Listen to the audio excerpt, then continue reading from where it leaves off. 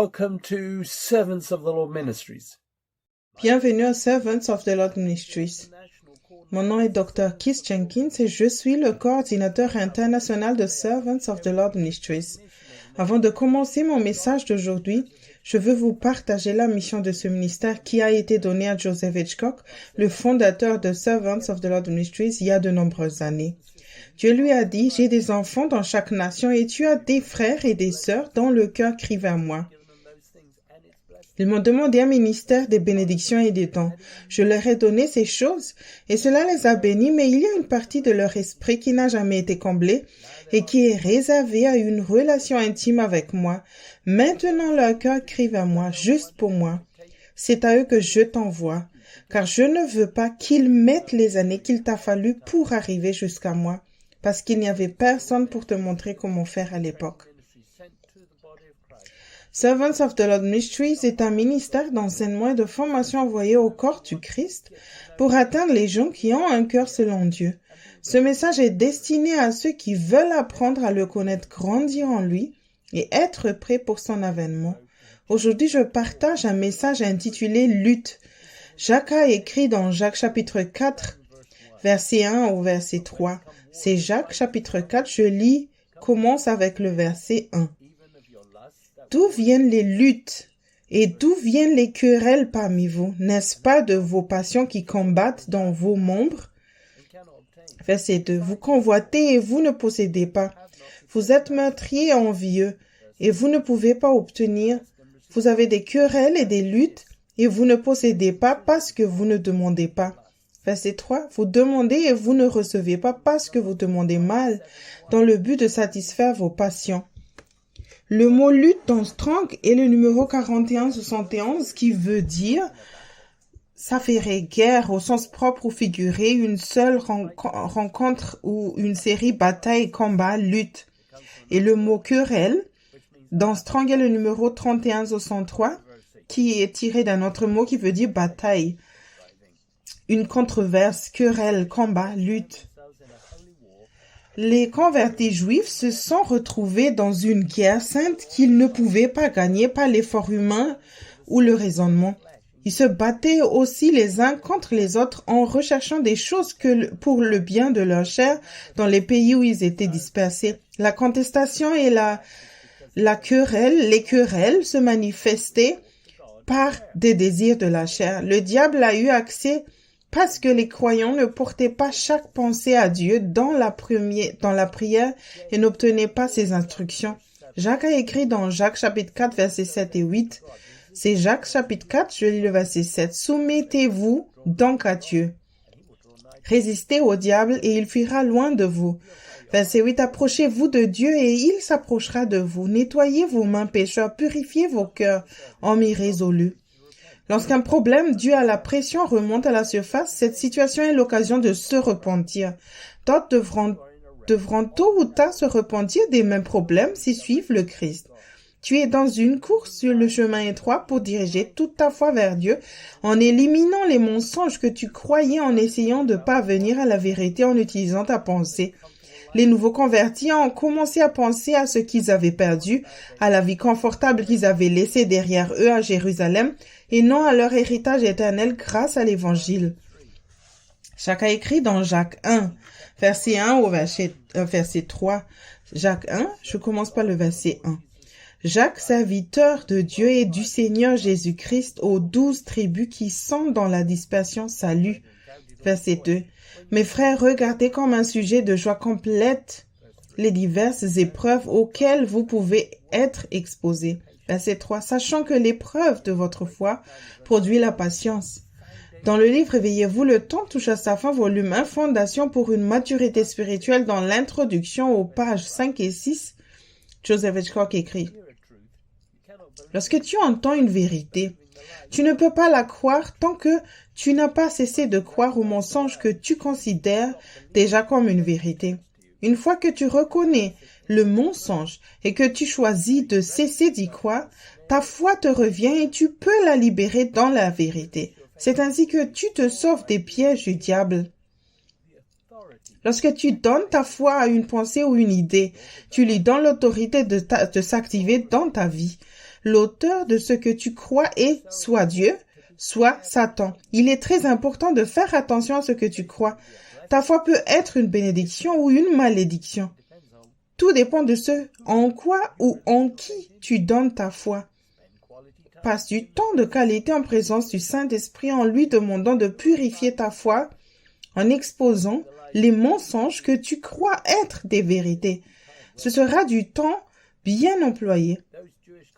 Les Juifs convertis qui se trouvaient encore à Jérusalem étaient dans un désert qu'ils avaient eux-mêmes créé sans sagesse divine et ne pouvaient pas se réjouir. Ils ne disposaient que d'une connaissance et d'une petite expérience de la vie en suivant le Christ et n'étaient pas satisfaits. L'Église dispersée n'avait aucune raison logique de se réjouir. Ils avaient été rejetés par leur propre peuple, mais en donnant la bonne confession face à la persécution, Dieu les a choisis pour répandre l'Évangile et parler du prix à payer pour suivre le Christ dans d'autres nations. Appelés par Dieu, ils ont dû ralentir, examiner leurs fruits et se repentir. Jacques a écrit dans Jacques 3, verset 12. Jusqu'au verset 18, Jacques 3, je lis le verset 12. Un figuier, mes frères, peut-il produire des olives ou une vigne, des figues? De l'eau salée ne peut pas non plus produire de l'eau douce. Verset 13. Lequel d'entre vous est sage et intelligent? Qu'il montre ses œuvres par une bonne conduite avec la douceur de la sagesse. Verset 14. Mais si vous avez dans votre cœur un zèle amer et un esprit de dispute, ne vous glorifiez pas et ne montez pas contre la vérité. Verset 15. Cette sagesse n'est point celle qui vient d'en haut, mais elle est terrestre, charnelle, diabolique. Verset 16. Car là où il y a un zèle amer et un esprit de dispute, il y a du désordre et toutes sortes de mauvaises actions. Verset 17. La sagesse d'en haut est premièrement pure, ensuite pacifique, modérée, conciliante, pleine de miséricorde et de bons fruits, exempte de duplicité et d'hypocrisie.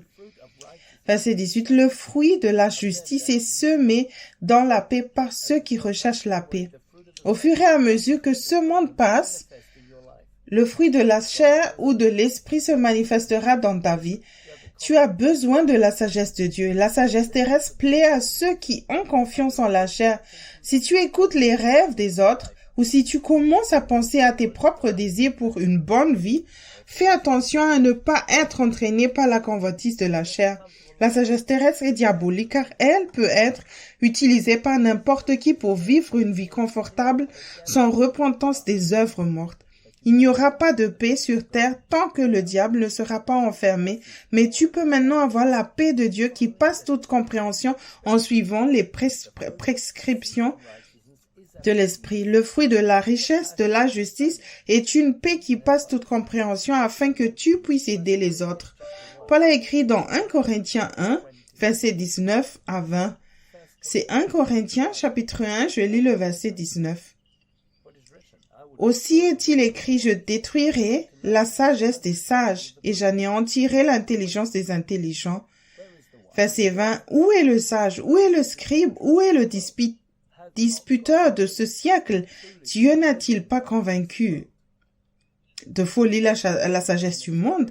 La sagesse terrestre a une date de péremption. Utilise-la avec modération car ceux qui n'apprennent pas maintenant les leçons inconfortables, qui ne renoncent pas à eux-mêmes et qui ne prennent pas leur croix chaque jour, prendront du retard spirituellement. Mets-toi sur le chemin étroit en faisant confiance à Dieu de tout ton cœur. Paul a écrit à Timothée dans 1 Timothée 6, verset 6 au verset 11. C'est 1 Timothée chapitre 6, je lis le verset 6. C'est en effet une grande source de gain que la piété avec le contentement. Verset 7, car nous n'avons rien apporté dans le monde et il est évident que nous n'en pouvons rien emporter. Verset 8, si donc nous avons la nourriture et le vêtement, cela nous suffira.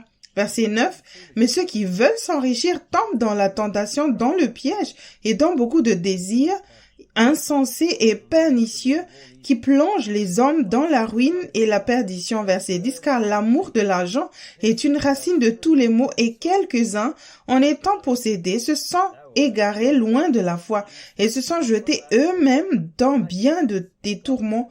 Verset 11, pour toi, homme de Dieu, fuis ces choses et recherche la justice, la piété, la foi, l'amour, la patience, la douceur. Le mot piété dans Strong est le numéro 2150. Tiré d'un autre mot qui veut dire piété, spécifiquement le schéma de l'évangile, la piété, la sainteté. Les chrétiens charnels recherchent la paix, la joie et la sagesse en dehors de Dieu en se basant sur les gains terrestres. Sauver la vie des personnes pour lesquelles tu as été envoyé est facile avec la sagesse de Dieu. Paul a expliqué que la piété est le contentement d'un niveau de vie inférieur à celui de ceux qui vous entourent est un grand gain. Rechercher quoi que ce soit dans ce monde est la preuve que tu n'as pas les bonnes priorités. Les enfants de familles chrétiennes et pieuses d'un pays industrialisé ont été perdus dans le monde, obtenant des choses que d'autres enfants ont autour d'eux avant que le temps ne soit venu. Paul a continué dans 1 Timothée 6, verset 12. 1 Timothée 6, verset 12. Combat le bon combat de la foi. Saisis la vie éternelle à laquelle tu as été appelé et pour laquelle tu as fait une belle confession en présence d'un grand nombre de témoins. Utilise le don de la vie éternelle jusqu'à la fin de ta vie sur terre et sois fidèle. Lutte pour faire la volonté parfaite de Dieu. Résiste à la tentation de faire n'importe quoi juste parce que tu vois quelque chose et que tu désires l'avoir. Il ne devrait y avoir rien dans ta maison que tu sois allé acheter sans que Dieu ne te l'ait ordonné. Tu n'as pas besoin des choses du monde, à moins que Dieu ne te le dise. Paul a écrit dans 1 Corinthiens 6, verset 12. C'est 1 Corinthiens chapitre 6, je lis le verset 12. Tout m'est permis, mais tout n'est pas utile. Tout m'est permis, mais je ne me laisserai asservir par quoi que ce soit. Si tu demandes à Dieu, me permets-tu d'avoir cette chose? Tu poses la mauvaise question. Tu entendras Dieu dire que tout est permis. Tu pourrais croire que c'est la volonté parfaite de Dieu que tu aies ce que tu veux sans poser d'autres questions. Si ton cœur est dur, sans une base suffisamment solide, tu seras entraîné par la convoitise de la chair et tu reviendras à prendre d'autres décisions sans demander l'avis de Dieu. Jacques a écrit dans Jacques chapitre 1, verset 13 au verset 19. C'est Jacques chapitre 1, je lis le verset 13. Que personne, lorsqu'il est tenté, ne dise « c'est Dieu qui me tente », car Dieu ne peut être tenté par le mal et il ne tente lui-même personne. Verset 14. Mais chacun est tenté quand il est attiré, amorcé par sa propre convoitise. Verset 15. Puis la convoitise, lorsqu'elle a conçu, enfonce le péché, et le péché étant consommé, produit la mort. Verset 16. Ne vous y trompez pas, mes frères bien-aimés. Verset 17. Toute grâce excellente et tout don parfait descend d'en haut du Père des Lumières, chez lequel il n'y a ni changement, ni honte de variation. Verset 18. Il nous a engendrés selon sa volonté, par la volonté de vérité, par la parole de vérité, afin que nous soyons en quelque sorte les prémices de ces créatures. Verset 19, sachez-le, mes frères bien-aimés, ainsi que tout homme soit prompt à écouter, lent à parler, lent à se mettre en colère. Dieu n'est pas le problème. En naissant de nouveau, tu peux le choisir comme Seigneur et le laisser prendre toutes les décisions. En faisant ce que tu veux quand tu le veux, tu redeviendras prisonnier de ce monde et le salaire du péché, c'est la mort. Tu es devenu une créature de vérité en naissant de nouveau par l'Esprit. Perdre ta joie, te mettre en colère et ne pas entendre Dieu facilement est la preuve que tu t'es éloigné de la vérité et que tu as besoin de te repentir des œuvres mortes. Paul a écrit dans Hébreux 6, verset 1. C'est le livre des Hébreux, chapitre 6, je lis le verset 1. C'est pourquoi laissant les éléments de la parole de Christ, tendant à ce qui est parfait, sans poser de nouveau le fondement du renoncement aux œuvres mortes. Une œuvre morte est une œuvre que le Saint-Esprit ne t'a pas dit de faire. Paul écrivait aux Juifs restés à Jérusalem, « La guerre spirituelle avec le diable ne se gagne pas en connaissant les principes de la doctrine du Christ. Pour vaincre, il faut mettre la parole en pratique, en obéissant constamment à l'Esprit, comme un petit enfant qui a des bases solides sur le chemin étroit. Paul a écrit dans Colossiens 3, verset 1 au verset 6. C'est le livre de Colossiens, je lis le chapitre 3. Commençons par le verset 1. Si donc vous êtes ressuscités avec Christ, cherchez les choses d'en haut, où Christ est assis à la droite de Dieu. Verset 2. Affectionnez-vous aux choses d'en haut et non à celles qui sont sur la terre. Verset 3. Car vous êtes morts et votre vie est cachée avec Christ en Dieu. Verset 4. Quand Christ, votre vie paraîtra, alors vous paraîtrez aussi avec lui dans la gloire. Verset 5. Faites donc mourir les membres qui sont sur la terre, l'impudicité, l'impureté, les passions, les mauvais désirs et la cupidité qui est une idolâtrie. Verset 6. C'est à cause de ces choses que la colère de Dieu vient sur les fils de la rébellion. Jésus n'a pas utilisé sa nature divine pour faire des miracles. Il n'a fait que les œuvres que le Père lui demandait de faire. Le Christ est maintenant au-dessus de toute principauté et de toute puissance et ne peut pas être corrompu. Mais tu peux l'être en écoutant la convoitise de la chair. Maintenant, par grâce, cherche les choses d'en haut. En te mettant sur le chemin étroit, il est facile de tout faire par grâce avec le don de la vie éternelle quand tu es assis juste à côté du Fils de l'homme qui a vaincu et s'est assis dans son royaume pour t'aider. Paul a écrit dans Colossiens chapitre 1, verset 9 au verset 13. C'est Colossiens chapitre 1, je lis le verset 9. C'est pour cela que nous aussi, depuis le jour où nous en avons été informés, nous ne cessons de prier Dieu pour vous et de demander que vous soyez remplis de la connaissance de sa volonté en toute sagesse et intelligence spirituelle. Verset 10. Pour marcher d'une manière digne du Seigneur et lui être entièrement agréable, portant des fruits en toutes sortes de bonnes œuvres et croissant par la connaissance de Dieu. Verset 11. Fortifié à tous égards par sa puissance glorieuse, en sorte que vous soyez toujours et avec joie, persévérants et patients. Rendez grâce au Père qui vous a rendu capable d'avoir part à l'héritage des saints dans la lumière. Verset 13, qui nous a délivrés de la puissance des ténèbres et nous a transportés dans le royaume du Fils de son amour. Tu as été transféré du royaume des ténèbres au royaume de Dieu lors de ton salut en t'humiliant et en demandant à Dieu de te pardonner de tes péchés afin que tu sois rempli de la connaissance de sa volonté parfaite et que tu aies toute la sagesse et l'intelligence spirituelle. En prenant à nouveau les décisions par ta pensée, tu ne vis pas dans la lumière et tu seras contrôlé par la chair. Paul a également écrit dans Hébreux 6, versets 2 et 3. C'est le livre des Hébreux, chapitre 6. Je lis le verset 2. De la foi en Dieu, de la doctrine des baptêmes, de l'imposition des mains, de la résurrection des morts et du jugement éternel, verset 3, c'est ce que nous ferons si Dieu le permet.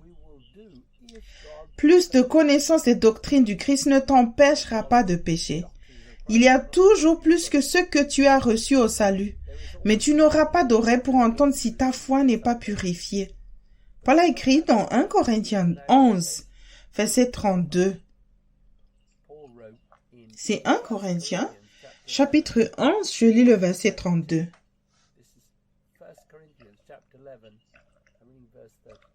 Mais quand nous sommes jugés, nous sommes châtiés par le Seigneur, afin que nous ne soyons pas condamnés avec le monde.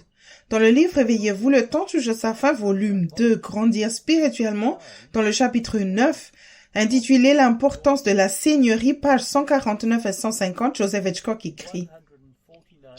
Selon Hébreux 12, verset 6, « Tout fils que le Père reçoit est châtié et fouetté. » Étudie les définitions grecques de châtier et fouetter. Laisse l'Esprit te montrer l'importance de ce travail. Certaines personnes demandent « Comment puis-je savoir si je suis sauvé ou non ?» Si Dieu, par l'intermédiaire du Saint-Esprit, ne te corrige pas, tu ne lui appartiens pas. Si tu peux commettre n'importe quel péché abominable et que cela ne te dérange pas, c'est que l'Esprit de Dieu n'est pas en toi. S'il est en toi, il résistera toujours à ta chair.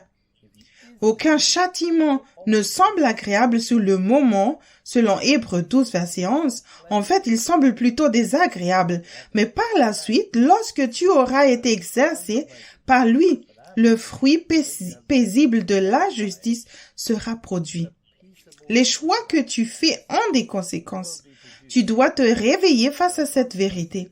Le choix le plus sérieux que tu fasses est celui de te soumettre ou non à Jésus-Christ comme ton Seigneur. Le refus de se soumettre est la racine de toutes les autres décisions que tu prends. Chaque mauvaise décision, chaque péché et chaque problème dans ta vie est le résultat de ta seigneurie. Décider de suivre Jésus change tous les aspects de ta vie, des plus insignifiants aux plus importants. Tu peux passer le reste de ta vie dans l'arbre de la connaissance du bien et du mal en essayant d'être bon. Au mieux, tu ne feras que cueillir les fruits ou tailler un peu l'arbre qui produira plus de fruits. Tu ne peux pas détruire la racine d'un arbre tout en vivant dans l'arbre. L'acte de s'humilier met la hache à la racine de l'orgueil. Tu ne peux pas te repentir de l'orgueil.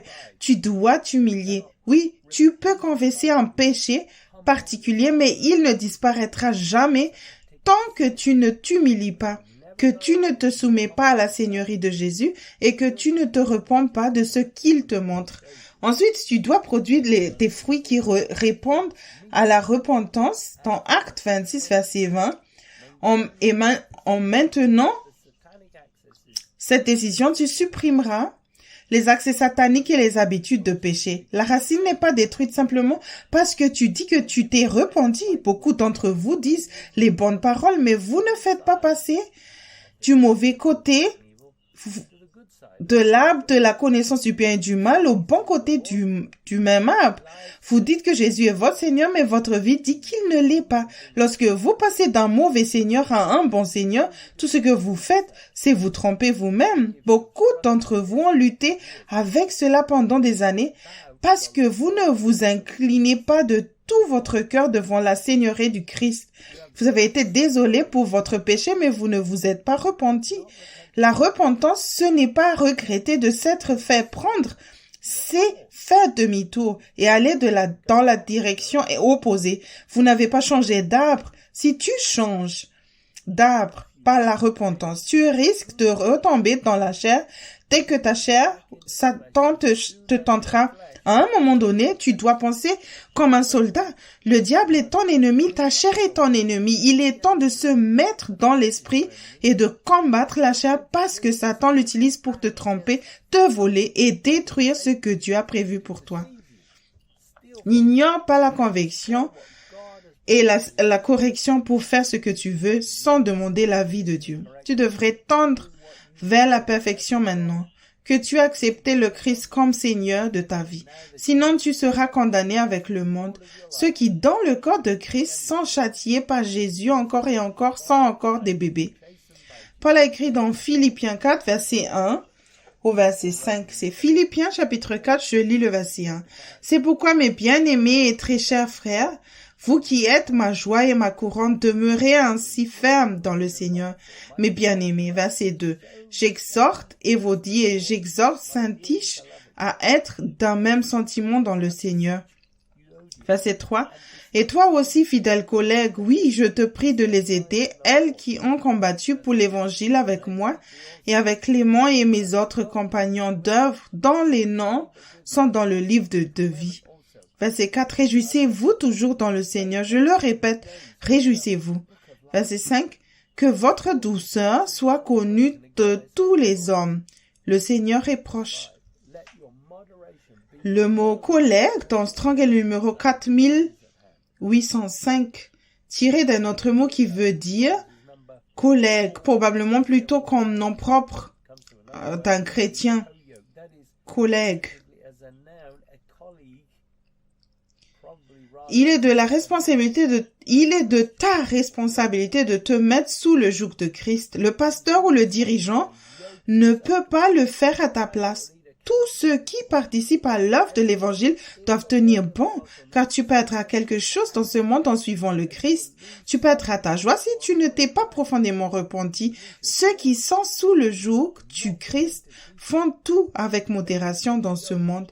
Paul écrit dans Romains 13, verset 11 au verset 14.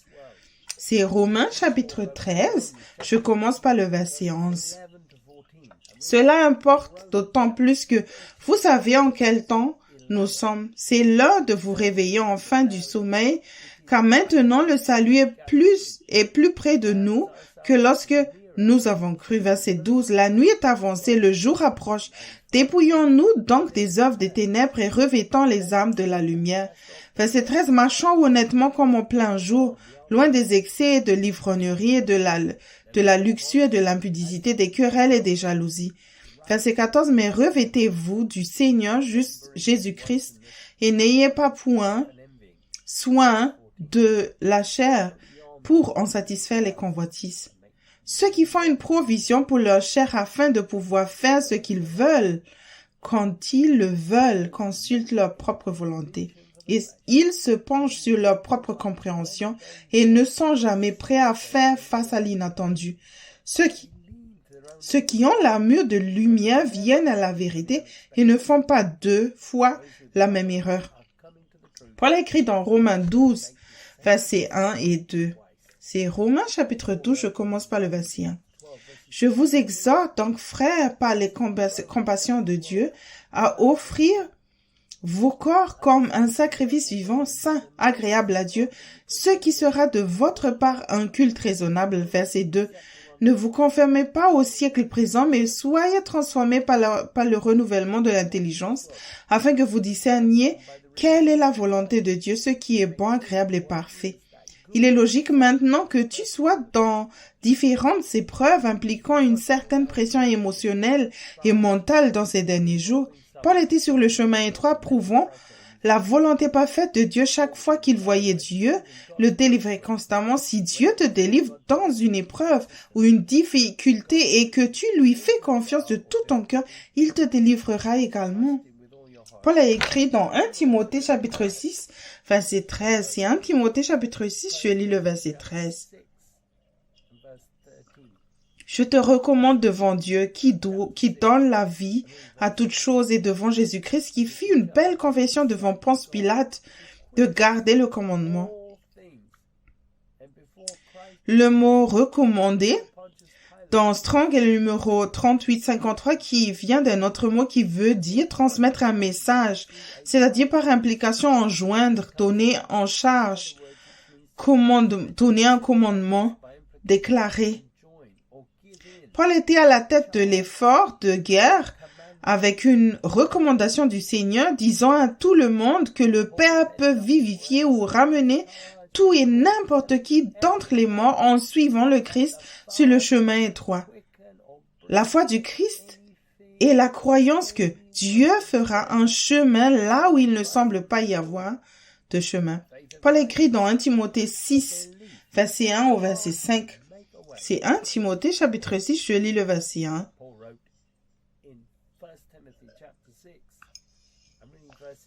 Que tous ceux qui sont sous le joug de la servitude regardent leur maître comme digne de tout honneur, afin que le nom de Dieu et la doctrine ne soient pas blasphémés. Verset 2.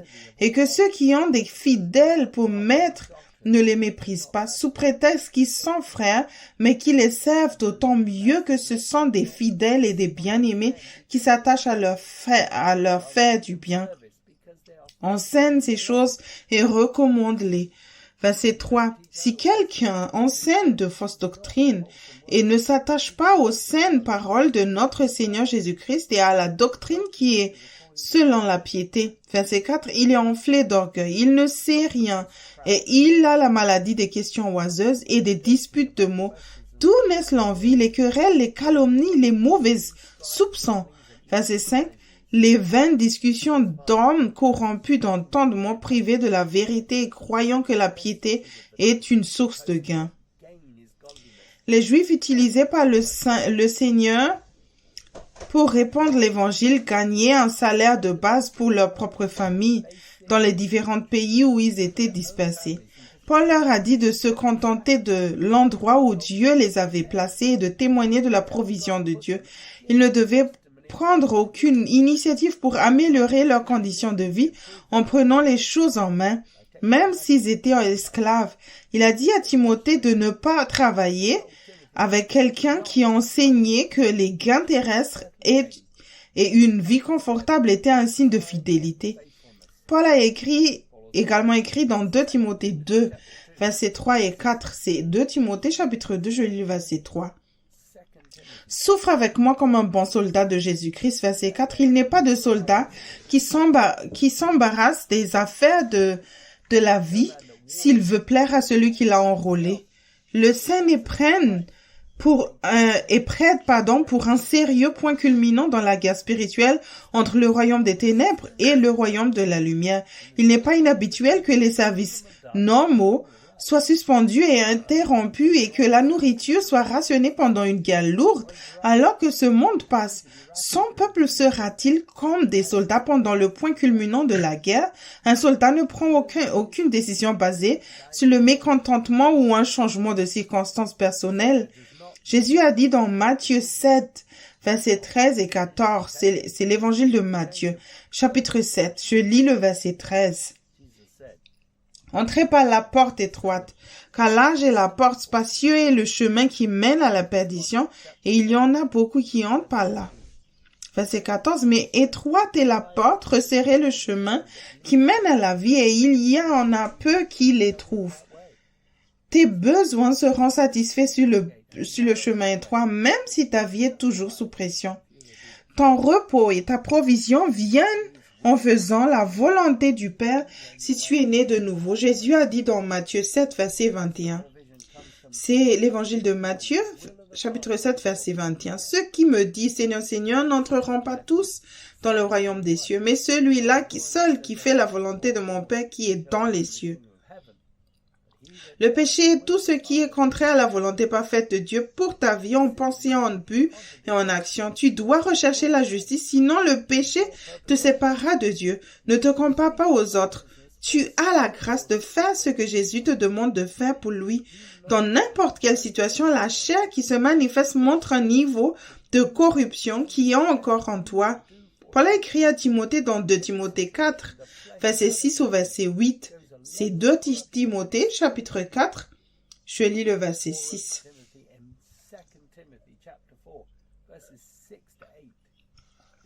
Car pour moi, je sers déjà de libation et le moment de mon départ approche. Verset 7, j'ai combattu le bon combat, j'ai achevé la course, j'ai gardé la foi. Verset 8, désormais la couronne de justice m'est réservée. Le Seigneur, le juste juge, me la donnera dans ce jour-là. Et non seulement à moi, mais encore à tous ceux qui auront aimé son avènement. Paul n'avait pas d'imperfection, car elles avaient toutes été éliminées sur le chemin étroit. Cherchons la justice. Ceux qui croient de tout leur cœur que Jésus règne lui obéissent instantanément par l'Esprit.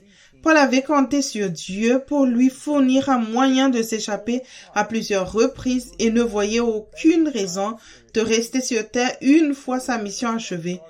Même la mort a perdu son aiguillon grâce à l'obéissance à l'Esprit. David a écrit dans les psaumes chapitre 10, verset 1 au verset 4. Ce sont les psaumes. Je lis le verset 1 du chapitre 10. Pourquoi, ô Éternel, te tiens-tu éloigné? Pourquoi te caches-tu au temps de la détresse? Verset 2.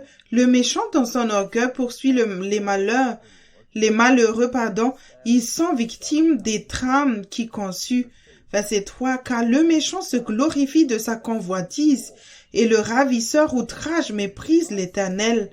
Verset 4. Le méchant dit avec arrogance, il ne punit pas. Il n'y a point de Dieu. Voilà toutes ses pensées. Dieu ne se cache pas. Maintenant, Jésus a donné à son peuple le don de la vie éternelle pour demander à Dieu ce qu'il faut faire et être fidèle. Ceux qui sont méchants ne profitent pas des périodes de difficulté pour s'examiner et chercher Dieu. Jésus a dit dans Matthieu, chapitre 5, verset 3 au verset 6. C'est l'évangile de Matthieu, chapitre 5, je lis le verset 3.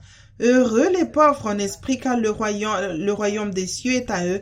Verset 4, heureux les affligés, car ils seront consolés.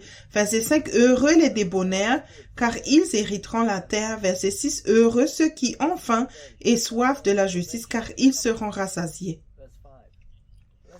Abraham Lincoln était un avocat, un homme politique et un homme d'État américain qui a été le 16e président des États-Unis en 1861 jusqu'à son assassinat en 1865.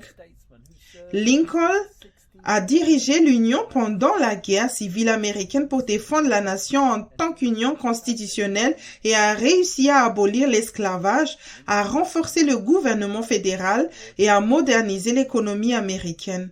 Lors d'une bataille qu'il a menée pendant la guerre civile américaine, il a subi de lourdes pertes. Son capitaine lui a dit « Nous avons besoin de Dieu de notre côté ». Abraham Lincoln s'est tourné vers son capitaine et a dit « Non, nous avons juste besoin d'aide du côté de Dieu ». Le royaume de Dieu est ici maintenant pour le peuple de Dieu qui veut entendre, faire confiance et obéir dans la douceur. Si tu utilises ta propre raison pour prendre des décisions basées sur la connaissance du bien et du mal, tu es du côté des perdants. Il n'est pas trop tard pour changer de camp. Suivre le Christ signifie que tu ne te compares pas, que tu ne te compares à personne d'autre.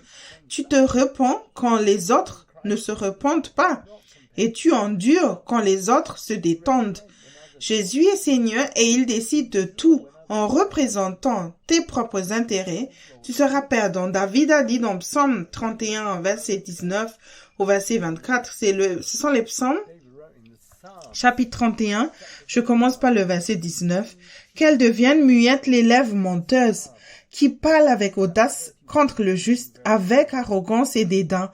Verset 20, ô combien est grande ta bonté que tu tiens en réserve pour ceux qui te craignent, que tu témoignes à ceux qui cherchent en toi leur refuge à la vue de tes fils de l'homme. Verset 21, tu les protèges sous l'abri de ta face contre ceux qui les persécutent, tu les protèges dans ta tente contre les langues qui les attaquent. Verset 22, béni soit l'Éternel, car il a signalé sa grâce envers moi, comme si j'avais été dans une ville forte. Verset 23, je disais dans ma précipitation, je suis chassé loin de ton regard, mais tu as entendu la voix de mes supplications, car j'ai crié vers toi. Verset 24, aimez l'Éternel, vous qui avez de la piété. L'Éternel garde les fidèles et il punit sévèrement les orgueilleux. Prends l'habitude de demander à Dieu ce qu'il veut que tu fasses.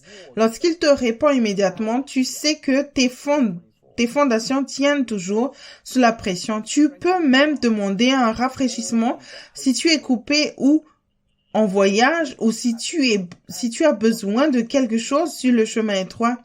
Tu grandiras rapidement en suivant le Christ et les mystères qui étaient auparavant cachés te seront révélés sur le chemin étroit et non aux autres. Paul a écrit dans Colossiens 1, verset 26 au verset 29. C'est le livre de Colossiens, chapitre 1. Je lis le verset 26. Le mystère caché de tout temps et dans tous les âges, mais révélé maintenant à ses saints. Verset 27, à qui Dieu a voulu faire connaître quelle est la glorieuse richesse de ce mystère, parmi les païens, à savoir Christ en vous, l'espérance de la gloire. Verset 28, c'est lui que nous annonçons, exhortant tout homme et instruisant tout homme en toute sagesse, afin de présenter à Dieu tout homme devenu parfait en Christ. Verset 29, c'est à quoi je travaille en combattant avec sa force qui agit puissamment en moi. Le mot saint dans Strong est le numéro 40, qui veut dire, comparé à un autre mot qui veut dire sacré, physiquement pur, moralement irréprochable ou religieux, cérémoniellement consacré, très saint, quelqu'un ou une chose saint. Par la grâce au moyen de la foi, Christ est vivant et bien vivant dans tout ce qu'il dit instantanément par l'esprit dans un niveau de pression et ne font pas de compromis. Vis une vie sous le contrôle de l'Esprit maintenant et ta vie rendra toujours gloire à Dieu dans ce monde avec sa puissance agissant puissamment en toi. Il y aura bientôt une bataille ouverte entre la créature la plus subtile et la plus intelligente que Dieu ait jamais créée et l'agneau de Dieu.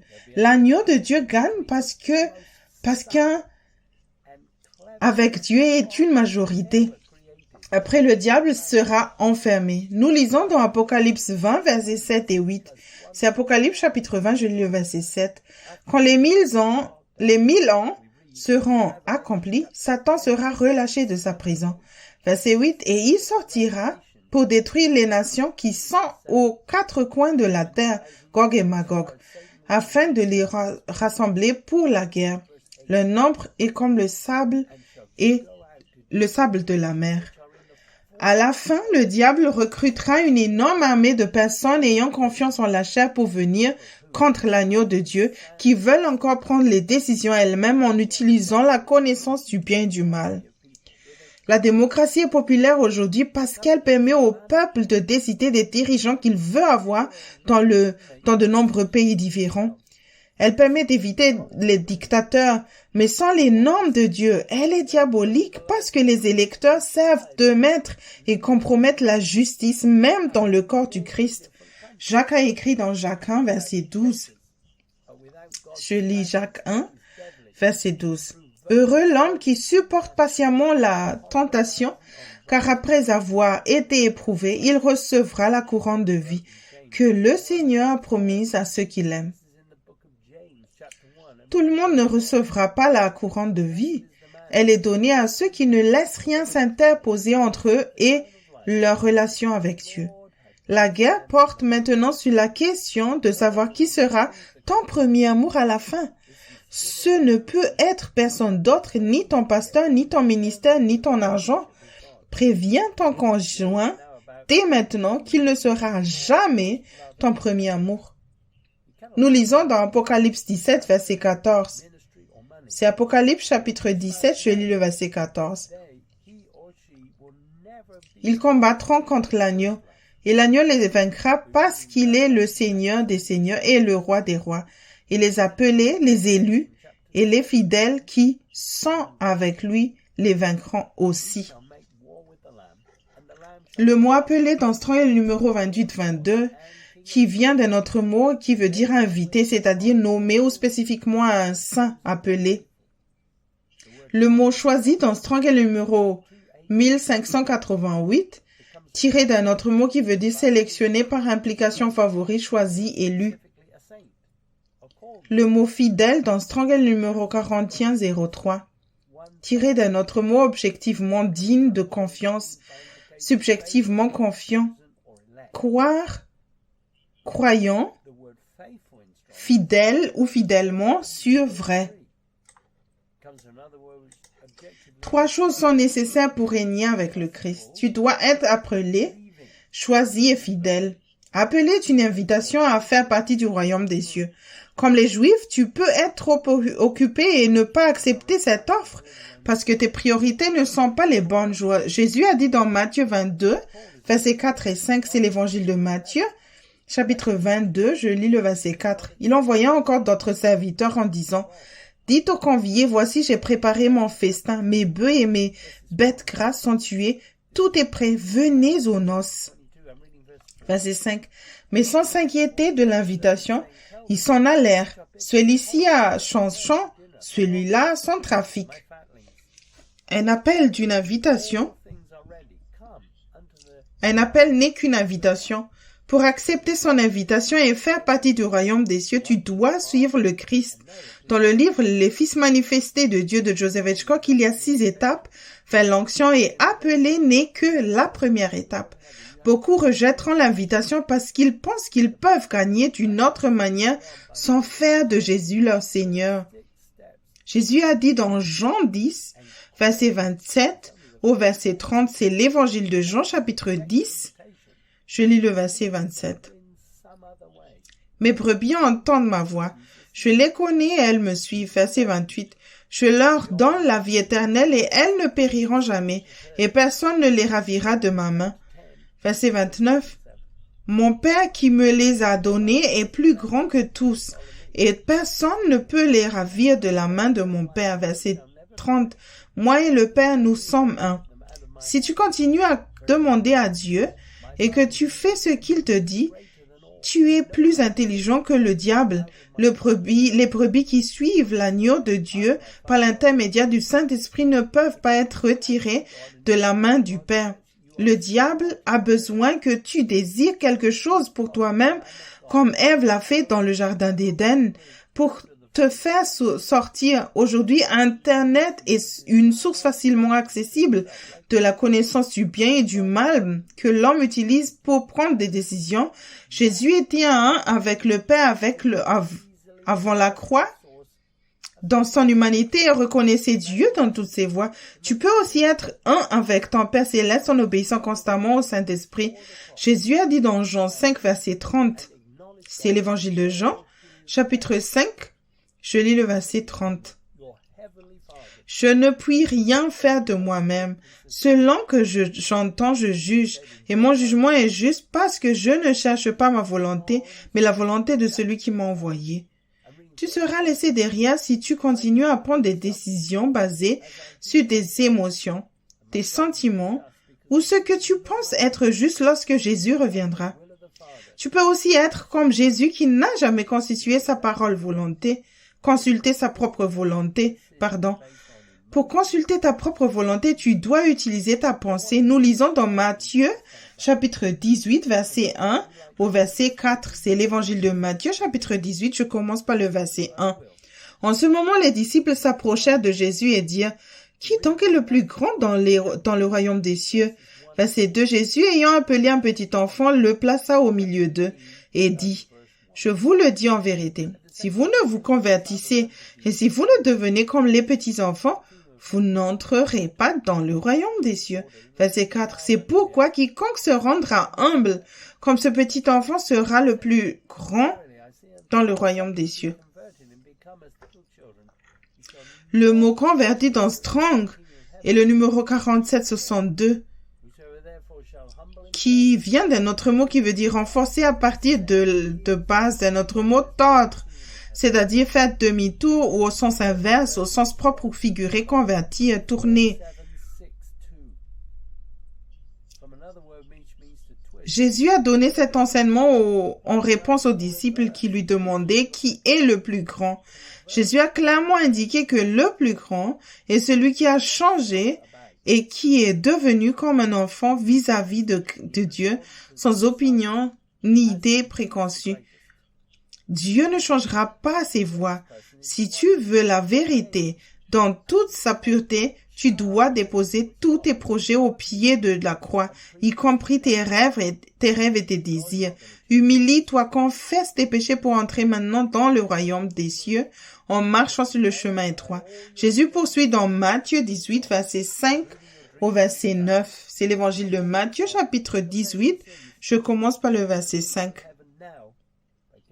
Et quiconque reçoit en mon nom un petit enfant comme celui-ci, me reçoit moi-même. Verset 6. Mais si quelqu'un scandalisait un de ces petits qui croient en moi, il vaudrait mieux pour lui qu'on suspendît à son cou une meule de moulin et qu'on le jetât au fond de la mer. Verset 7. Malheur au monde à cause des scandales, car il est nécessaire qu'il arrive des scandales, mais malheur à l'homme par qui le scandale arrive. Verset 8. Si ta main ou ton pied est pour toi une occasion de chute, coupe-les et jette-les loin de toi. Mieux vaut pour toi entrer dans la vie boiteux ou manchot que d'avoir 2 pieds ou 2 mains et d'être jeté dans le feu éternel. Verset 9. Et si ton œil est pour toi une occasion de chute, arrache-le et jette-le loin de toi. Mieux vaut pour toi entrer dans la vie n'ayant qu'un œil que d'avoir 2 yeux et d'être jeté dans le feu de la guéhenne.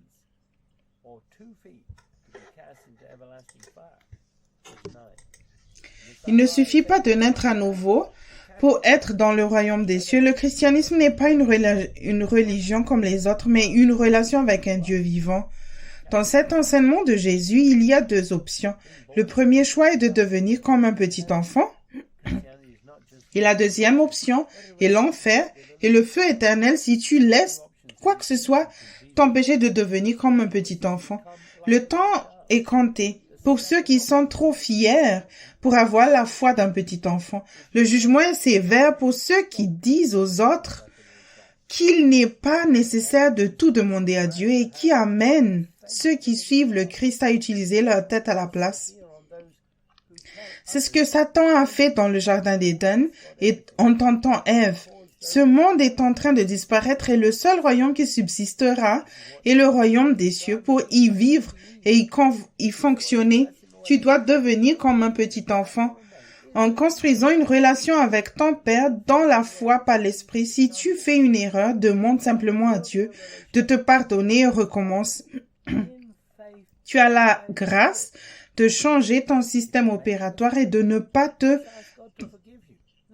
contenter de réciter des prières de délivrance et de vivre comme tu étais avant d'entendre l'Évangile. Paul a écrit à Timothée dans 1 Timothée chapitre 6 verset 14 au verset 16. C'est 1 Timothée chapitre 6, je commence par le verset 14. Et de vivre sans tâche, sans reproche jusqu'à l'apparition de notre Seigneur Jésus-Christ. Verset 15, que manifestera en son temps le bienheureux et seul souverain, le roi des rois et le Seigneur des seigneurs. Verset 16, qui seul possède l'immortalité, qui habite une lumière inaccessible que nul homme n'a vue ni ne peut voir, à qui appartiennent l'honneur et la puissance éternelle. Amen. Le mot « temps » dans Strong est le numéro 2540, qui veut dire d'affinité incertaine une occasion, c'est-à-dire un temps fixé ou approprié. Toujours, occasion, convenable, due, saison, temps, une durée. Nous ne gagnons pas nos batailles dans ce monde en débattant et en gagnant des arguments politiques pour le royaume des cieux. En étant mécontent dans ce monde, tu ne pourras pas donner la bonne confession. Tu as accès à la plus haute autorité du ciel qui vit dans la lumière et qui sait ce qui se passe réellement. Tu n'as pas besoin d'importuner les gouvernements locaux ou les politiciens si tu veux obtenir la vérité. Jésus est maintenant Seigneur par l'Esprit. Le crois-tu? Es-tu aveugle à la guerre qui se déroule autour de toi? Jésus est le seul à détenir le pouvoir et à régner maintenant, et cela deviendra plus clair lorsque ce monde disparaîtra. Il y a un temps et un lieu pour tout. Dieu utilise même le diable pour accélérer sa propre destruction. Le temps est écoulé pour les païens, mais Dieu retarde le jugement pour les quelques derniers qui reviendront à la raison, se repentiront et seront sauvés lors de sa première venue. Jésus n'a pas supprimé les Romains et n'a pas fait descendre le feu sur les Juifs religieux. S'il avait fait Jean le Baptiste, et Paul n'aurait peut-être pas été décapité en prison. Sois prêt pour son avènement. Garde la bonne confession, même si les choses ne se déroulent pas selon ta propre idée de la façon dont tout se terminera. Paul a écrit dans Romains 14, verset 17. C'est Romains 14, je lis le verset 17. Car le royaume de Dieu, ce n'est pas le manger et le boire, mais la justice, la paix et la joie par le Saint-Esprit. Si tu as reçu le royaume de Dieu, tu auras la paix et la joie jusqu'à la fin de ta vie. Le royaume de Dieu est là depuis le jour de la Pentecôte pour ceux qui veulent suivre le Christ de tout leur cœur. La paix et la joie sont disponibles par l'obéissance à l'Esprit depuis environ 2000 ans. La paix de Dieu qui surpasse toute compréhension gardera ton cœur et ton esprit dans le Christ Jésus afin que tu puisses rester dans l'Esprit. Nous lisons dans Genèse 4, verset 14 au verset 15. C'est Genèse, chapitre 3, Je commence par le verset 14.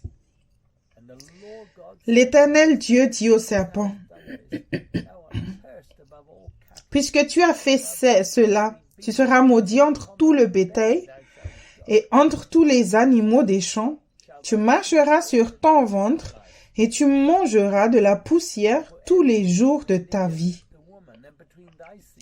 Verset 15, « Je mettrai une inimitié entre toi et la femme, en ta postérité et sa postérité. Celle-ci t'écrasera la tête et tu lui blesseras le talon. » Le serpent, lorsqu'il a été jugé, a dû ramper sur le ventre dans la poussière et le diable a lui aussi perdu son rang. En Christ, tu peux frapper le diable à la tête. Paul a écrit dans Romains 16, verset 20 au verset 24. C'est Romains chapitre 16, je commence par le verset 20. Le Dieu de paix écrasera bientôt Satan sous vos pieds. Que la grâce de notre Seigneur Jésus-Christ soit avec vous. Verset 21. Timothée, mon compagnon d'œuvre, vous salue ainsi que Lucius, Jason et Sosipater, mes parents. Verset 22.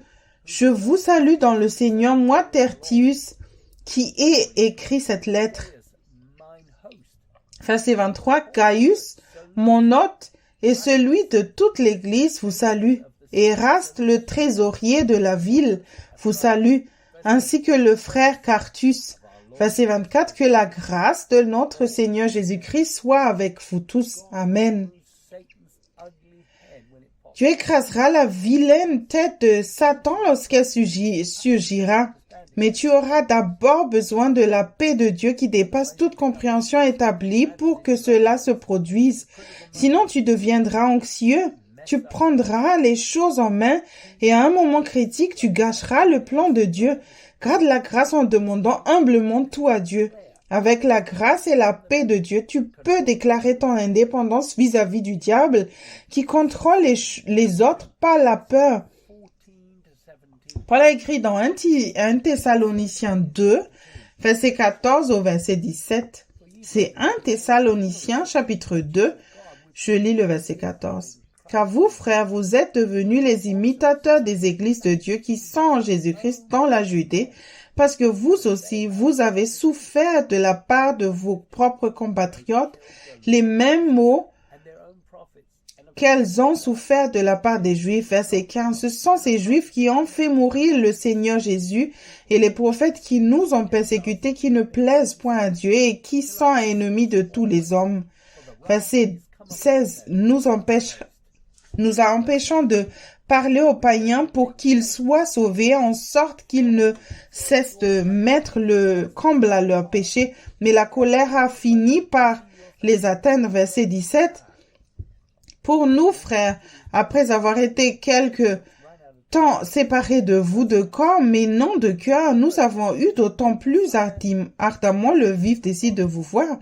Les Juifs religieux qui pratiquaient les œuvres mortes ont manqué de temps lorsque Jésus est venu la première fois. Ils ont aggravé la situation en tuant leur Messie et en résistant à l'évangile qui leur a été apporté par les apôtres et plus tard par Paul. Finalement, les Romains ont rasé la ville de Jérusalem en 70 après Jésus-Christ, comme le Christ l'avait prédit. Paul a continué dans 1 Thessaloniciens 2, verset 18 au verset 20. C'est 1 Thessaloniciens 2, je lis le verset 18. Aussi voulions-nous alors aller vers vous, du moins moi, Paul, une et même deux fois, mais Satan nous en a empêché. Verset 19, qui est en effet notre espérance, ou notre joie, ou notre couronne de gloire. N'est-ce pas vous aussi devant notre Seigneur Jésus lors de son avènement? Verset 20, oui, vous êtes notre gloire et notre joie. Le mot empêché, dans Strong est le numéro 1465 qui veut tirer d'un autre mot qui veut dire couper dans, c'est-à-dire au figuré, entraver, retenir, empêcher, être pénible à. Une grande bataille est écrite impliquant Paul, le plus petit des apôtres.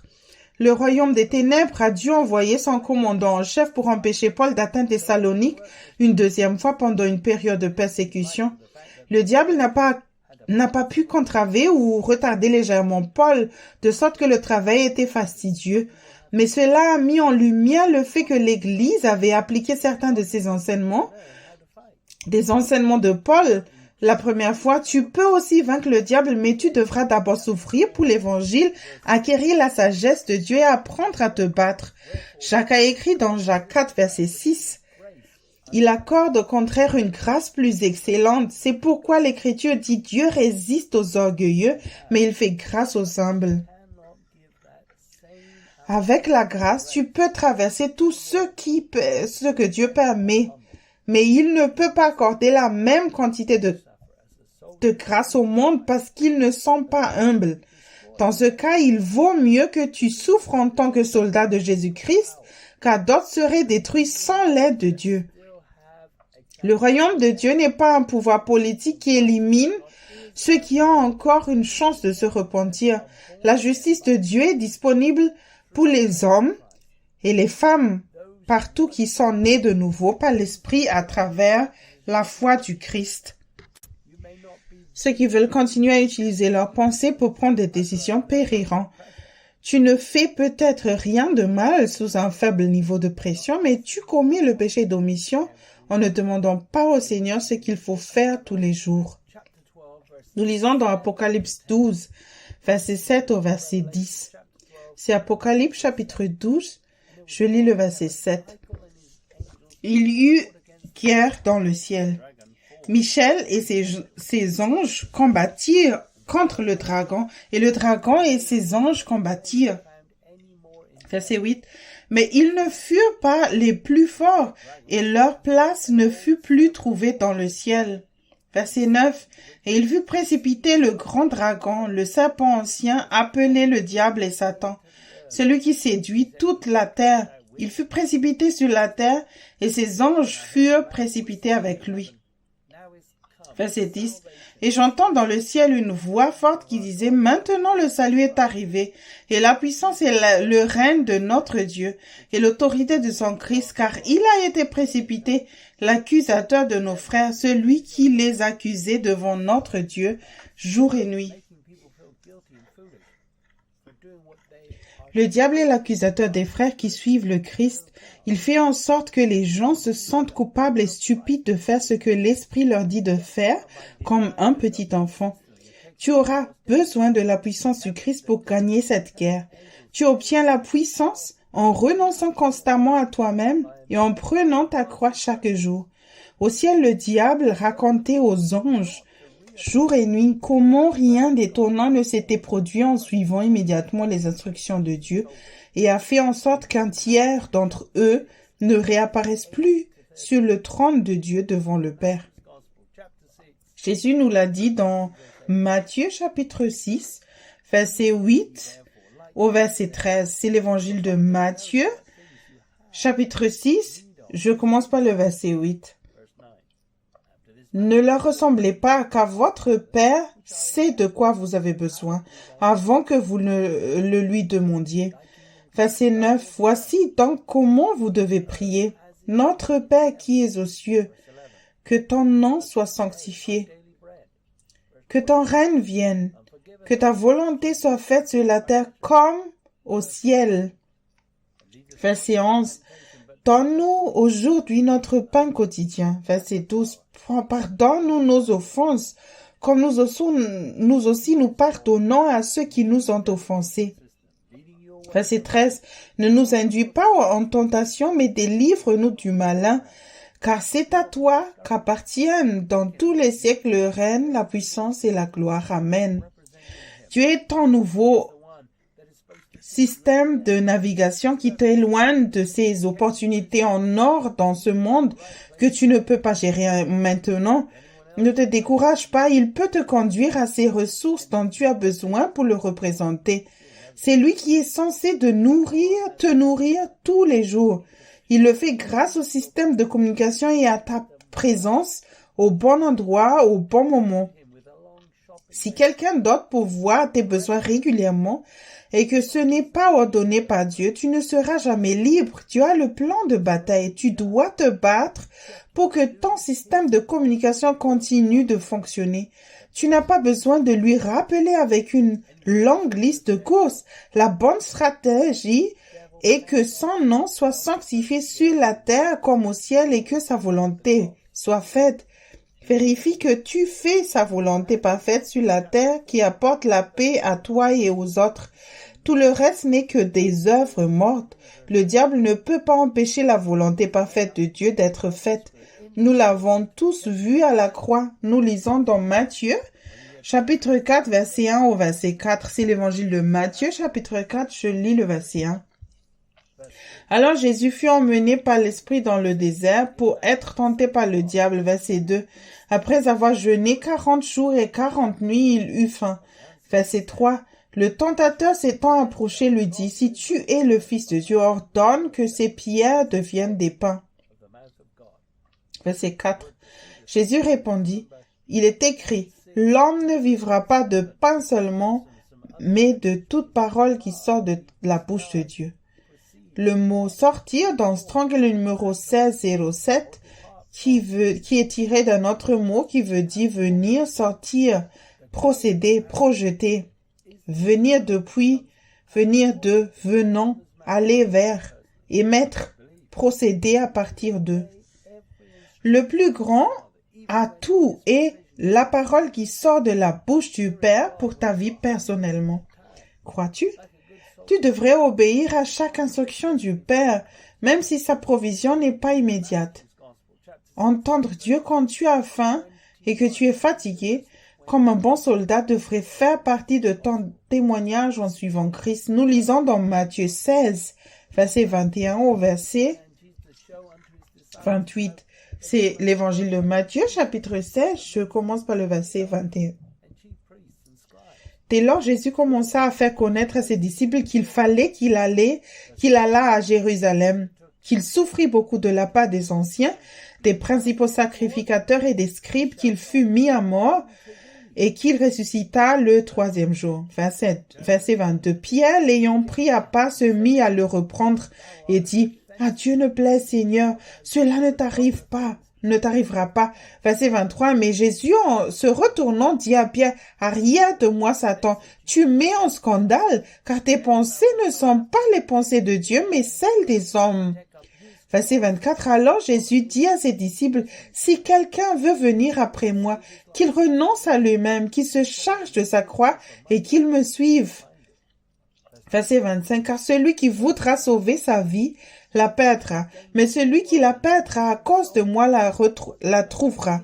Verset 26. Et que servirait-il à un homme de gagner tout le monde s'il perdait son âme, ou que donnerait un homme en échange de son âme? Verset 27. Car le Fils de l'homme doit venir dans la gloire de son Père avec ses anges, et alors il rendra à chacun selon ses œuvres. Verset 28. Je vous le dis en vérité, quelques-uns de ceux qui sont ici ne mourront point qu'ils n'aient vu le Fils de l'homme venir dans son règne.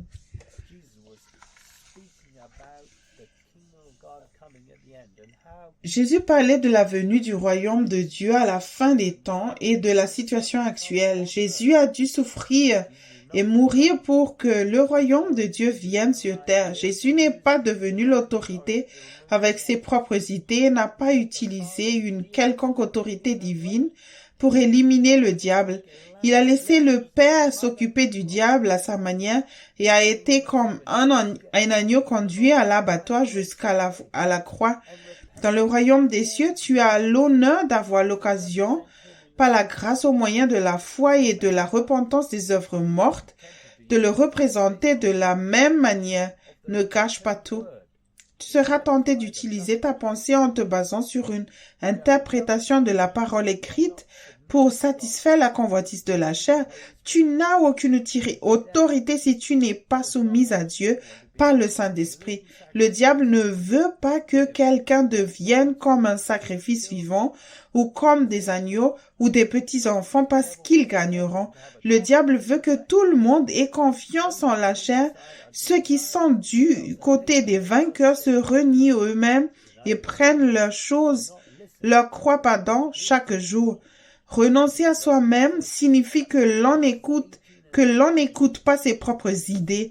Pierre a écrit dans 1 Pierre 4, versets 18 et 19. C'est 1 Pierre, chapitre 4, je lis le verset 18. Et si le juste se sauve avec peine, que deviendront l'impie et le pécheur? Verset 19, ainsi que ceux qui souffrent selon la volonté de Dieu remettent leurs âmes au fidèle Créateur en faisant ce qui est bien. C'est lui qui est responsable et il sait ce qu'il fait. Jésus revient bientôt pour son épouse. Le temps est compté pour que chacun établisse une base solide en demandant tout à Dieu. Arrête de te servir de ta tête pour prendre des décisions. Ta vie devrait être soumise à une certaine pression en suivant le Christ. Il se peut que tu puisses renoncer à toi-même pour obéir à l'esprit pendant une saison et ensuite revenir à la chair. Si c'est le cas, tu dois te repentir des œuvres mortes. Pierre était un pécheur qui suivait Jésus dans la grande ville de Jérusalem, loin de la Galilée. Matthieu était passé de la collecte d'impôts pour les Romains à la vie par la foi. Les disciples avaient l'air très stupides, mais ils avaient compris que suivre le Christ était un privilège extraordinaire.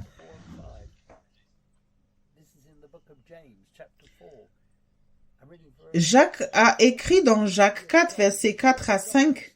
C'est Jacques, chapitre 4, je lis le verset 4. Adultères que vous êtes, ne savez-vous pas que l'amour du monde est inimitié contre Dieu? Celui donc qui veut être ami du monde se rend ennemi de Dieu. Verset 5, croyez-vous que l'Écriture parle en vain? C'est avec jalousie que Dieu chérit l'Esprit qu'il a fait habiter en nous. Dans le livre Réveillez-vous, le temps touche à sa fin, volume 1, Fondation pour une maturité spirituelle, chapitre 12, application pratique, page 145, Joseph Hitchcock écrit. Chaque phase de maturité représente un niveau de difficulté différent.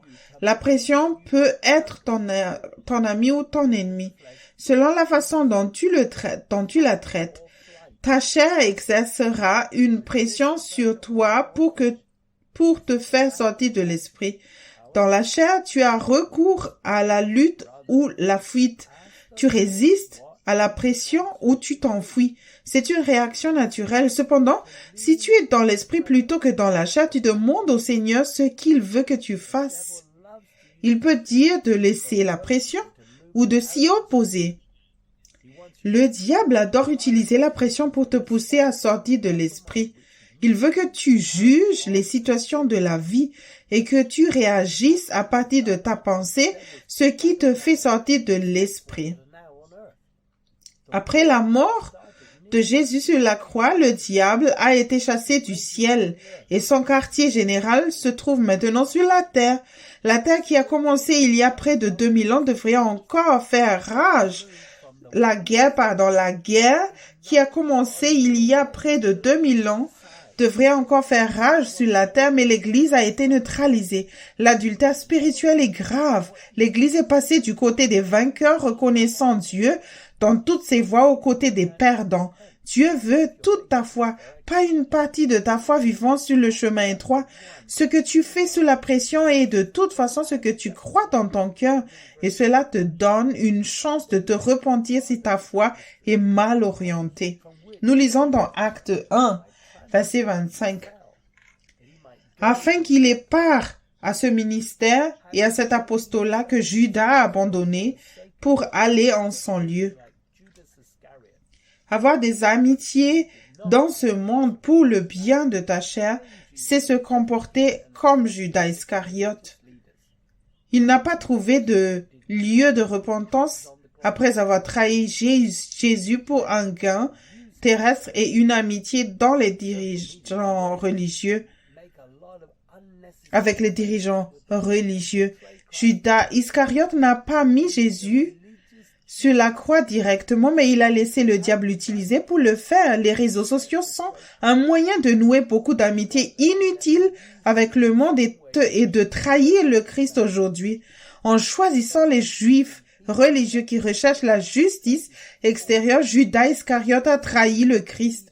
Ne laisse pas le diable t'utiliser de la même manière en servant deux maîtres. Paul a écrit dans Hébreux 6, versets 4 à 6, c'est Hébreux 6, je lis le verset 4. Car il est impossible que ceux qui ont été une fois éclairés, qui ont goûté le temps céleste, qui ont eu part au Saint-Esprit, verset 5, qui ont goûté la bonne parole de Dieu et les puissances du siècle à venir, verset 6, qui sont tombés, soient encore renouvelés et amenés à la repentance, puisqu'ils crucifient pour leur part le Fils de Dieu et l'exposent à l'ignominie. Dieu envoie fidèlement des prédicateurs de justice pour réveiller son peuple dans ces derniers jours, afin de lui donner une nouvelle chance de se repentir profondément. Lorsque Dieu envoie quelqu'un pour t'aider à te repentir d'œuvres religieuses mortes que tu fais sans demander à Dieu, confesse d'abord ton péché. Il se peut qu'on te demande, le Seigneur t'a-t-il dit de faire cela? Dieu peut utiliser n'importe qui ou n'importe quelle situation pour t'aider. Tu auras toujours besoin de la grâce de Dieu qui est apparue au moment du salut pour te repentir profondément de toute iniquité. Jacques a écrit dans Jacques 2, verset 5. C'est Jacques, chapitre 2, je lis le verset 5. Écoutez, mes frères bien-aimés, Dieu n'a-t-il pas choisi les pauvres aux yeux du monde pour qu'ils soient riches en la foi et héritiers du royaume qu'il a promis à ceux qui l'aiment? Tu auras besoin d'un régime de messages fort et plein de conviction pour ne pas te laisser distancer spirituellement. Les voies de Dieu sont les plus élevées que les voies de l'homme. Les voies de Dieu sont plus élevées, que les voies de l'homme. Il nous a fait le don de la vie éternelle pour comprendre et apprendre à le connaître et à se familiariser complètement avec lui et ses voies. Jésus est l'arbre de vie qui devrait être au centre de ton jardin spirituel et non l'Internet. Utilise les réseaux sociaux rarement si nécessaire et la sagesse mondaine avec modération. Paul a écrit dans 1 Corinthiens 1, verset 17 à 18. C'est 1 Corinthiens 1, j'ai lu les versets 17. Ce n'est pas pour baptiser que Christ m'a envoyé, c'est pour annoncer l'évangile, et cela sans la sagesse du langage, afin que la croix du Christ ne soit pas rendue vaine. Verset 18, car la prédication de la croix est une folie pour ceux qui périssent, mais pour nous qui sommes sauvés, elle est une puissance de Dieu. Le mot détruire dans Strong est le numéro 622, tiré d'un autre mot, qui veut dire détruire entièrement, par réflexe, périr ou perdre, au sens propre ou figuré. Détruire, mourir, perdre, entacher, périr. Jésus est Seigneur. Lorsque l'Internet tombera en panne, l'Église charnelle se plaindra. Ce monde te distraira et te fera oublier de tout demander à Dieu et te poussera à être logique et raisonnable. L'esprit antichrist est dans l'Église aujourd'hui et ce monde te dira qu'il suffit de faire de bonnes œuvres pour plaire à Dieu. Paul a écrit dans Romains 7, verset 20 au verset 25. C'est Romains 7, je lis le verset 20. Et si je fais ce que je ne veux pas, ce n'est plus moi qui le fais, c'est le péché qui habite en moi. Verset 21, je trouve donc en moi cette loi, quand je veux faire le bien, le mal est attaché à moi. Verset 22, car je prends plaisir à la loi de Dieu selon l'homme intérieur. Verset 23, mais je vois dans mes membres une autre loi qui lutte contre la loi de mon entendement et qui me rend captif de la loi du péché qui est dans tes membres. Verset 24, misérable que je suis, qui me délivrera du corps de cette mort? Verset 25, grâce soit rendue à Dieu par Jésus-Christ, notre Seigneur. Ainsi donc moi-même, je suis par l'entendement esclave de la loi de Dieu et je suis par la chair esclave de la loi du péché. Si tu es charnel, tu ne sauras pas comment te battre. Le diable est une brute. Il s'en prend à ceux qui ne savent pas se battre, mais dès que tu apprends à te battre, il s'enfuit. Il te maintient dans l'ignorance en t'encourageant à penser que tu as toutes les informations et que tu n'as pas besoin de demander à Dieu. Paul a découvert que le diable utilisait la nature charnelle pour le vaincre. Paul savait personnellement, pour avoir suivi Jésus, que le diable avait accès à sa chair et qu'elle devait donc mourir. Paul a écrit dans Colossiens 2, verset 12 au verset 15. C'est Colossiens chapitre 2, je lis le verset 12. Ayant été ensevelis avec lui par le baptême, vous êtes aussi ressuscités en lui et avec lui par la foi en la puissance de Dieu qui l'a ressuscité des morts. Verset 13. Vous qui étiez morts par vos offenses et par l'incirconcision de votre chair, il vous a rendu à la vie avec lui en nous faisant grâce pour toutes nos offenses. Verset 14, il a effacé l'acte dont les ordonnances nous condamnaient et qui subsistait contre nous et il l'a détruit en le clouant à la croix. Verset 15, il a dépouillé les dominations et les autorités et les a livrées publiquement en spectacle en triomphant d'elles par la croix. Tu peux être plus que vainqueur en Christ en enterrant ta chair si profondément que tu ne prends aucune initiative pour faire quoi que ce soit dans les périodes de trouble. Jésus a vaincu la mort, l'enfer et la tombe sans lever le petit doigt, sans s'efforcer ou sans faire quoi que ce soit pour se sauver. Paul a écrit dans Galates 5, verset 24. C'est Galates chapitre 5, je lis le verset 24. Ceux qui sont à Jésus-Christ ont crucifié la chair avec ses passions et ses désirs.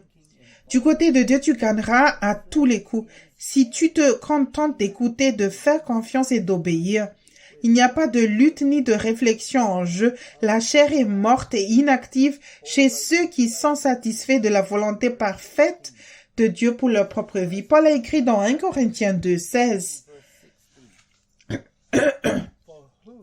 C'est 1 Corinthiens 2, verset 16. Car qui a connu la pensée du Seigneur pour l'instruire? Or nous avons la pensée du Christ. Jésus a remporté la victoire sur la croix et l'a fait ouvertement au centre de la scène devant le diable qui ne se rendait pas compte qu'il perdait son emprise sur toute l'humanité. Tout ce que le Christ a fait, c'est d'obéir au Père étape par étape et tu peux le faire aussi avec l'Esprit du Christ. Paul a écrit dans Éphésiens 6, verset 8 au verset 13. C'est Éphésiens chapitre 6, je lis le verset 8. Sachant que chacun soit esclave, soit libre, recevra du Seigneur selon ce qu'il aura fait de bien. Verset 9. Et vous, maîtres, agissez de même à leur égard, et abstenez-vous de menaces, sachant que leur maître est le vôtre, et dans les cieux, et que devant lui, il n'y a point d'acception de personne. Verset 10. Au reste, fortifiez-vous dans le Seigneur et par sa force toute puissante. Verset 11. Revêtez-vous de toutes les armes de Dieu, afin de pouvoir tenir ferme contre les ruses du diable. Verset 12. Car nous n'avons pas à lutter contre la chair et le sang, mais contre les dominations, contre les autorités, contre les princes de ce monde de ténèbres, contre les esprits méchants dans les lieux célestes. Verset 13. C'est pourquoi prenez toutes les armes de Dieu afin de pouvoir résister dans le mauvais jour et tenir ferme après avoir tout surmonté. Chaque jour est un mauvais jour dans ce monde. Tu dois te battre pour entendre clairement le Seigneur le matin. Même si tu es fatigué, dans le domaine spirituel, tu ne peux pas toujours voir ton ennemi arriver. C'est pourquoi Paul a dit, revêt-toi de toute l'armure. Sois fort en demandant au Seigneur ce qu'il faut faire, car l'ennemi peut venir par l'intermédiaire d'autres personnes qui utilisent la sagesse terrestre, qui se couchent tard ou par des amitiés dans ce monde dont tu n'as pas besoin. Nous lisons dans Apocalypse 12, versets 11 et 12. Apocalypse chapitre 12, je lis le verset 11. Ils l'ont vaincu à cause du sang de l'agneau et à cause de la parole de leur témoignage, et ils n'ont pas aimé leur vie jusqu'à craindre la mort. Verset 12. C'est pourquoi réjouissez-vous, cieux, et vous qui habitez dans les cieux, malheur à la terre et à la mer, car le diable est descendu vers vous, animé d'une grande colère, sachant qu'il a peu de temps. Le mot de la mer, dans Apocalypse 12, fait référence aux nations qui croient que la démocratie fonctionne. Le chemin de la victoire n'est un mystère que pour les chrétiens charnels qui ne sont pas prêts à renoncer à eux-mêmes et à prendre leur croix chaque jour. Ceux qui resteront dans la tribulation devront utiliser le sang de l'agneau de Jésus comme tout le monde. Ils devront confesser leurs péchés pour revenir en Christ.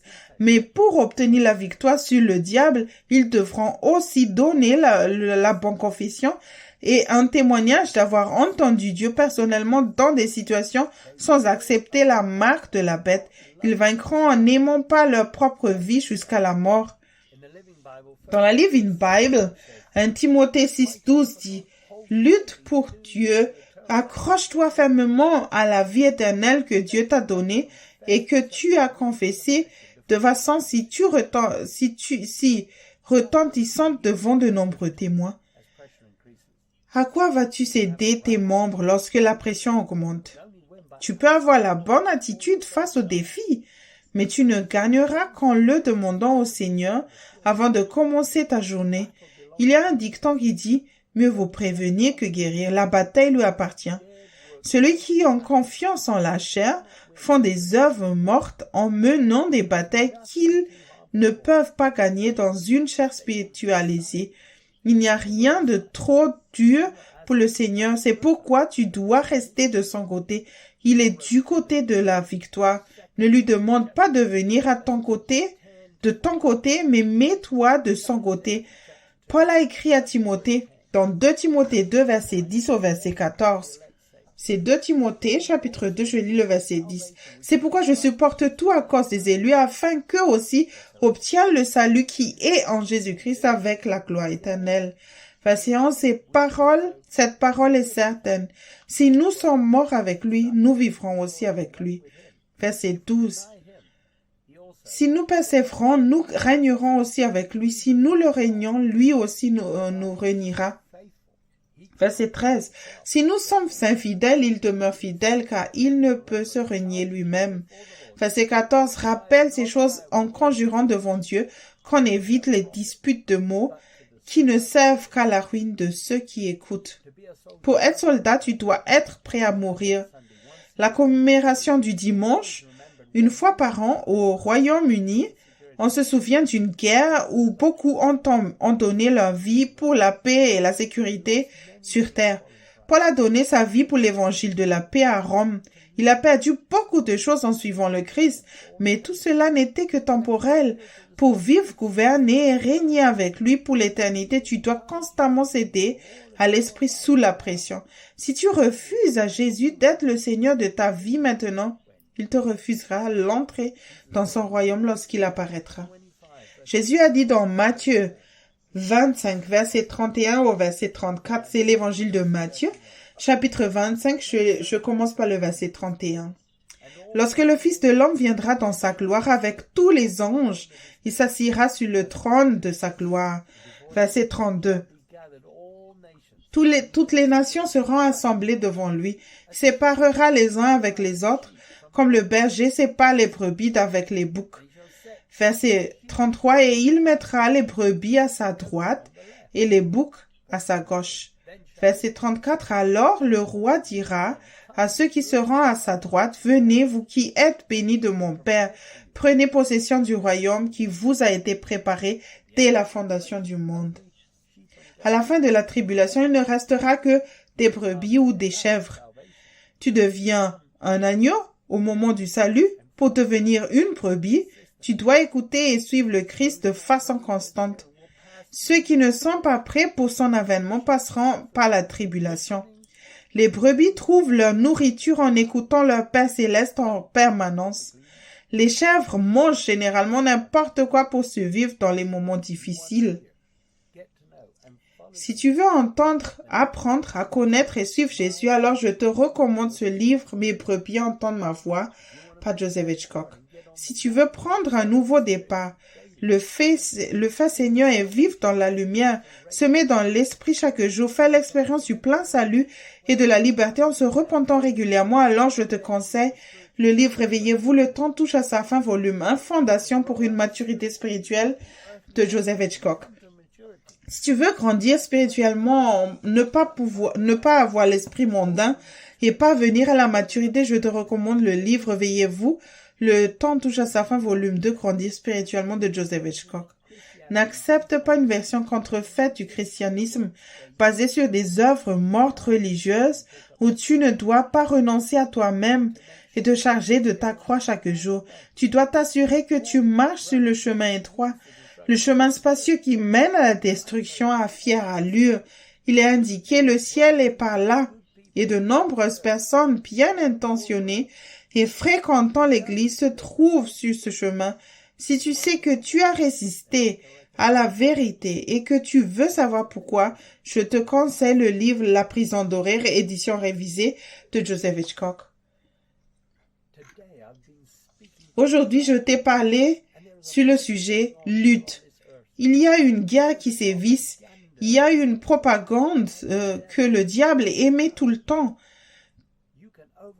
Tu peux vaincre le diable maintenant en étant enseveli avec le Christ et en haïssant même ta propre vie, en perdant tes droits et en renonçant le droit de choisir encore. La vérité ne change pas avec le temps. Alors soumets-toi à ce que Dieu a envoyé pour t'aider spirituellement à entendre sa voix avec précision et clarté. Faire de Jésus ton Seigneur est la seule décision que tu dois prendre et ne pas changer d'avis plus tard sous la pression. Si tu ne te remets pas complètement entre les mains de ton Père céleste en suivant Christ, tu seras confondu, contrôlé par ta propre pensée, tes sentiments et tes émotions ballottées à tout vent de doctrine. Si tu es comme ça, tu as été neutralisé. Repens-toi, demande Dieu de te pardonner et humilie-toi et prends un nouveau départ. Mets-toi sur le chemin étroit. Laisse-moi prier. Père Céleste, tu sais qu'il y a des saints écoutant ce message. Ils veulent être des vainqueurs. Ils veulent surmonter. Et tu as promis la victoire à ceux qui te font confiance, à ceux qui cherchent la justice dans les situations difficiles.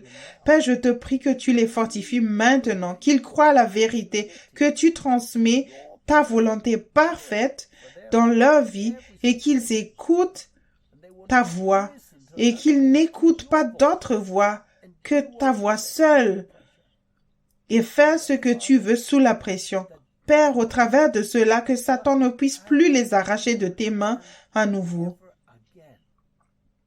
Je prie cela dans le nom de Jésus. Tu trouveras un résumé des écritures utilisées dans le message d'aujourd'hui sous la vidéo, soit par écrit, soit via un lien vers un site web. Nos coordonnées suivront à la fin de ce message.